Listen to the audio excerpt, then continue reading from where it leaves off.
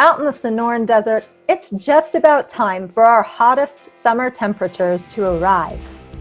And while many people long for the very long days and hot temperatures of summer, I long for the temperate spring and fall weather. But why are the differences between the seasons so noticeable?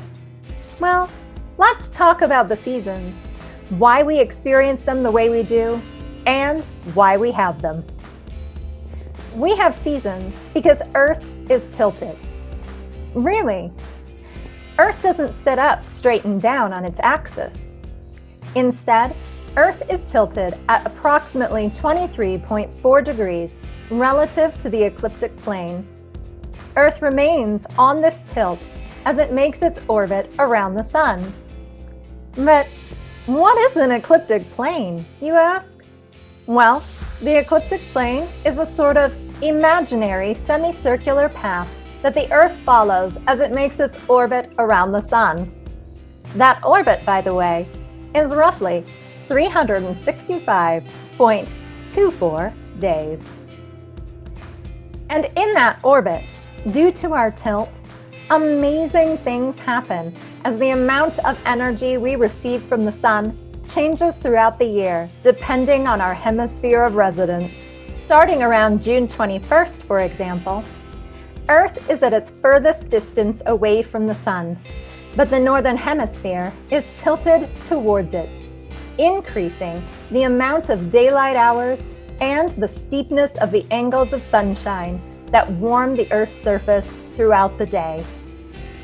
On the flip side, our friends in the Southern Hemisphere are tilted away from the Sun, meaning that they receive fewer hours of sunshine and at more shallow, slanted angles, so that their surface is not warmed as thoroughly, and they are left with cool and even very cold temperatures. Many people believe that Earth is at its closest to the Sun during the summertime and at its furthest away during the winter time. But this is a misconception, for the Northern Hemisphere at least, where the Earth is at its furthest away from the Sun in the summertime and at its closest to the Sun in the wintertime.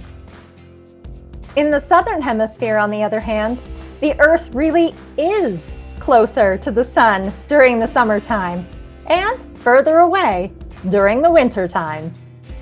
Remember, it's all about that tilt and your hemisphere of residence.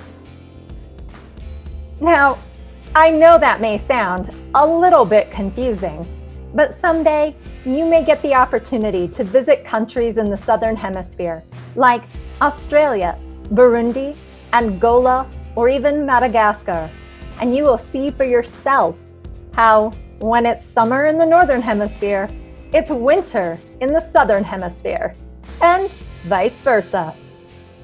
So what makes the fall and the spring so mild then? Think of spring and fall as the go-between for summer and winter. And remember, every season has a day that marks its true beginning.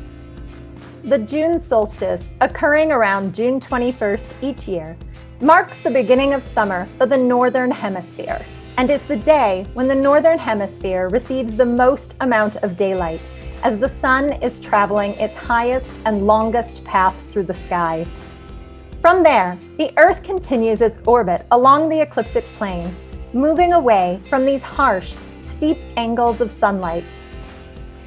At the September equinox, usually around September 22nd, the Sun rises to a midpoint in the sky, and Earth receives roughly 12 hours of daylight and 12 hours of night.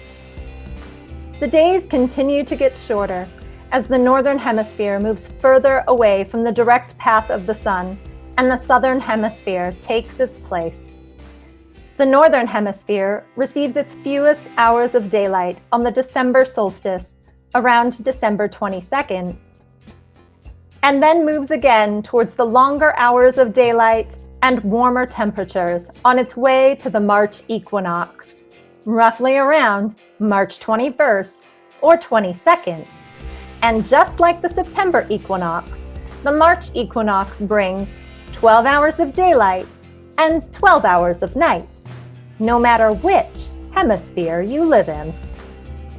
After all of this, you might be wondering why Earth is tilted at all.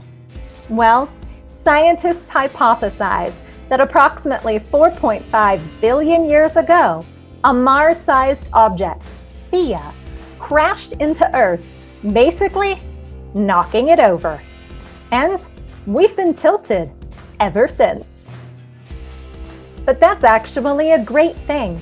Without our axial tilt, we wouldn't be able to experience the seasons. The temperate weather and the brightly colored leaves of fall, the snow and sledding that comes with winter, the hot temperatures and the swimming pool days that come with the summer, and of course, the cleansing rains and fragrant flowers that come with spring. Now, if there's just one thing you remember about the seasons, other than how much fun they are, it's this. When it comes to seasons, it's all about the tilt.